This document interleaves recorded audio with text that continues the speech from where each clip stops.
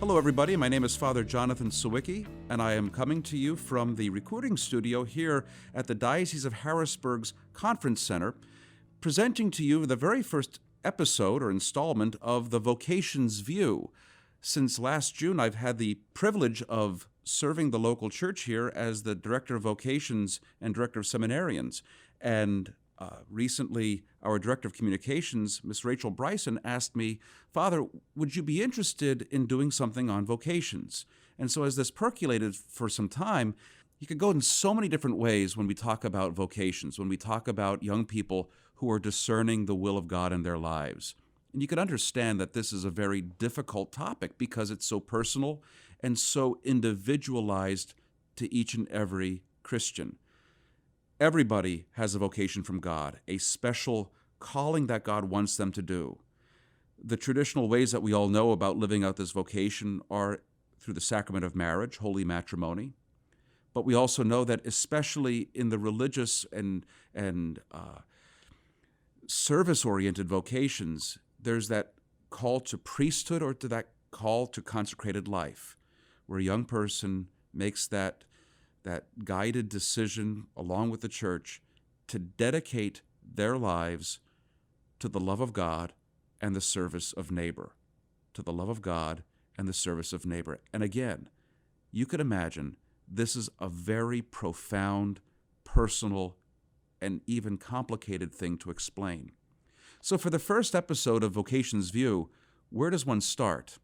Do we talk about discernment, this prayerful decision-making? And I thought to myself, you can go there, but again, it's a really deep and perplexing subject because it's just not easy to describe. Thanks be to God, in our diocese, we have around 25 seminarians. And so I thought about, should we bring them on and have them talk about their vocation story? And I thought, well, not yet, not for the first episode. After 3 months of stay-at-home orders and quarantines, what's the good news that we could offer regarding vocations, our seminarians, and our local church here in the Diocese of Harrisburg?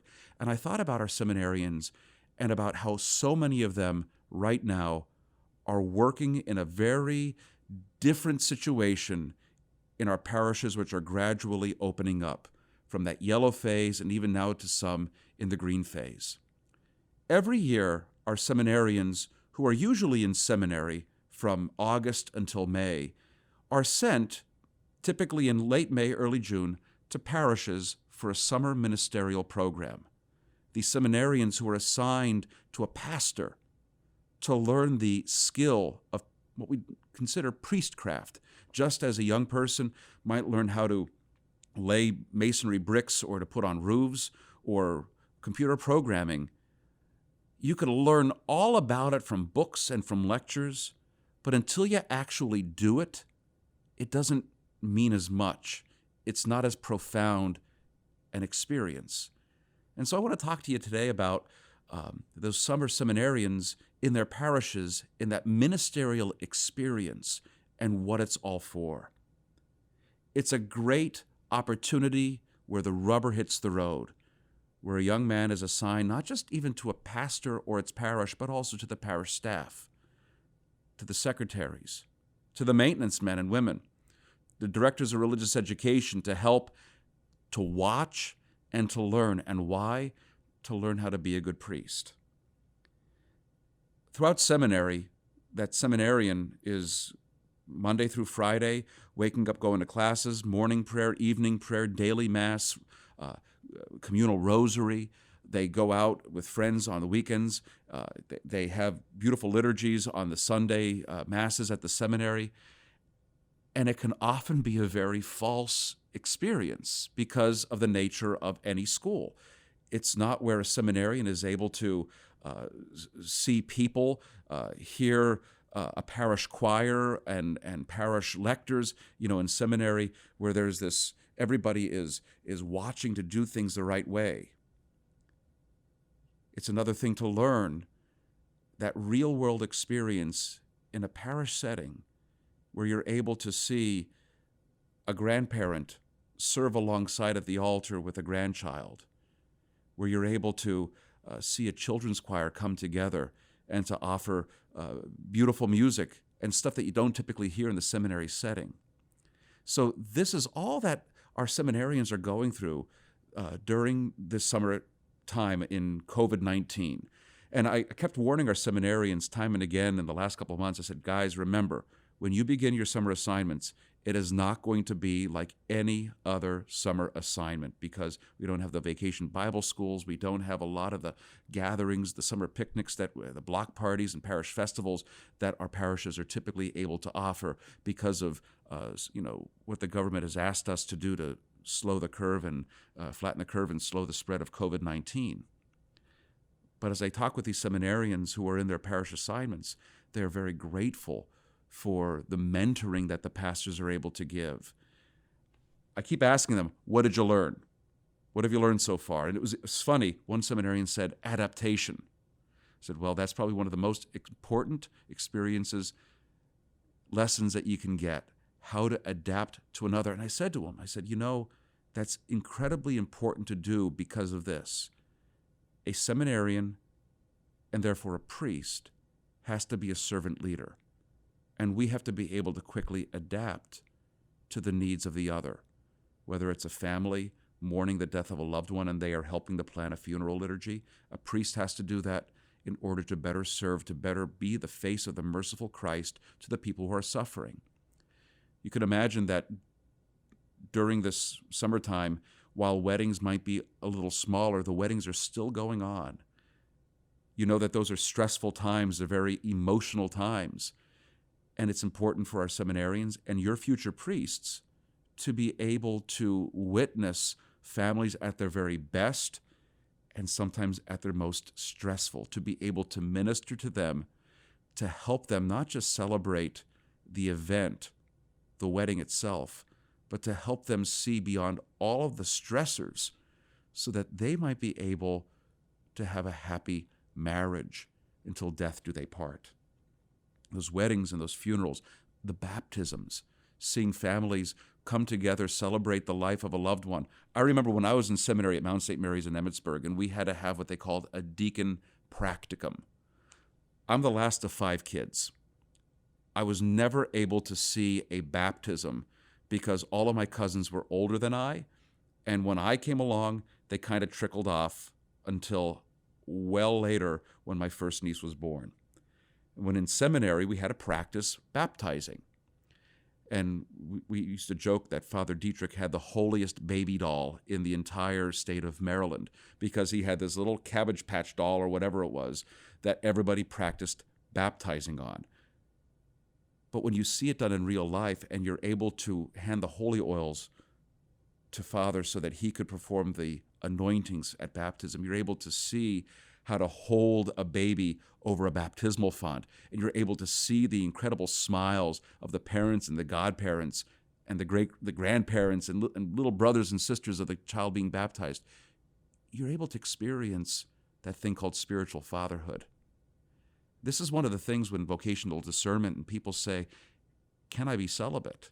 What will it like to not have a family? When I was a summer pastor for our Men in the Summer program, when I was pastor at St. Mary's in York, I used to try to mentor our seminarians and try to show them, this is what spiritual fatherhood looks like.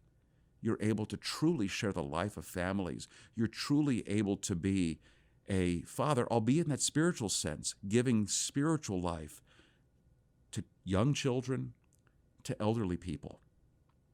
The goal of the summer program, yes, is to give these wonderful experiences to our seminarians, but now to take it even to a more current day model, a current day understanding of what our seminarians are going through and how these summer program experiences will impact the church for tomorrow. Think, too, about the evaluations that are brought up to our seminarians, that our men who are studying to be priests, the pastors, the parish staff, the parishioners with whom they've dined over the summer, at the end of the summer program are given an evaluation form. How did this man do in his example of Christian living? Was he a man of prayer? What are the things that you would recommend this man do so that he could be a better priest in the future? Would you want him to be your assistant pastor in the future? All those questions are asked, and sometimes there were the concerns raised in recent years. Are our seminarians truly being evaluated? Do we truly know the men who are being ordained? And I want to give you that assurance that our seminarians who are serving from up in the northern reaches in Danville and Lewisburg through Mount Carmel down to the western edge in Chambersburg, all the way on through from Carlisle, several parishes in the West Shore, through Hershey and into Lancaster to Quarryville, from north to south and east to west. Our seminarians are getting to be known by our priests and, importantly, by our parishioners. But another thing about this wonderful experience of the summer ministerial program is this. Our seminarians grow up in one parish. When I was a child growing up, my parents and grandparents, my brothers and sisters and I, we all went to church together in Atlas and in Mount Carmel. That was our experience of what the church was.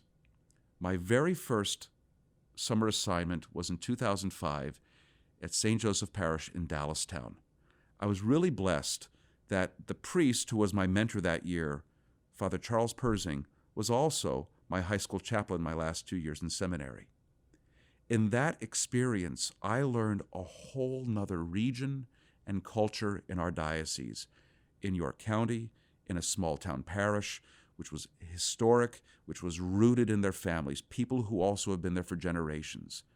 But whereas up where I'm from, we had the wonderful cultural traditions from the Poles and the Italians and Slovaks and Ukrainians, down in York County, you can imagine, it was the Pennsylvania Dutch. I learned a whole new area, a whole new culture. But not just that. I met families there and had backyard picnics. And those folks I visited throughout my time in seminary at Mount St. Mary's. They went to my ordination. Some of those folks went to my first Mass. And beautifully, 3 years after that, my first Mass in 2009, 3 years later, in 2012, I was assigned as pastor at St. Mary's, where some of those kids and some of those families I got to know were my students at York Catholic High School, who came to my Masses when I was pastor in York. And the growth that I saw in those families, and that I know and what they commented that they saw in me from a very young and immature seminarian, through being a very young and nervous pastor, to when I left 7 years later. And I share this with our seminarians, and I share this with you so that you understand what our seminarians are experiencing in the summer ministerial program this summer, that you might get to know them, that you might get to give mentoring to them. You know better than even the pastors what you need in a future priest, that you're able to give that advice, that counsel, that inspiration to these men who are offering their lives in the service of the church, who are offering their lives for your spiritual good. So I ask you, if you have a summer seminarian in your parish this year, try to get to know him. Invite him over to dinner. Make sure he's wearing his mask when he walks in the door, because we're supposed to do that type of stuff.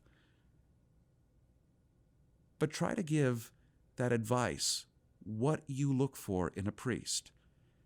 And I've encouraged our seminarians to get to know you, and not just to get to know a pastor, not just to get to know a parish, but to get to know the people.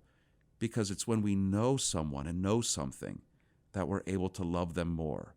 After all, Jesus Christ tells us that the greatest commandment is that of love. And when they truly get to know our diocese, our parishes, our pastors, our priests, and most importantly, our people, we'll get to love them more and more. And then when we love them, our parishes will be transformed, re-energized, and the work of Jesus Christ, the work of the gospel, is able to be accomplished. So, ladies and gentlemen, thank you for listening to this first installment of Vocations View, and I hope that I've shared a little bit with you about what our summer seminarians are going through or experiencing this summer. And again, please pray for them. Please continue to pray for vocations, that we might have more young men and also young women who are open and ready to do the will of God as it comes to them.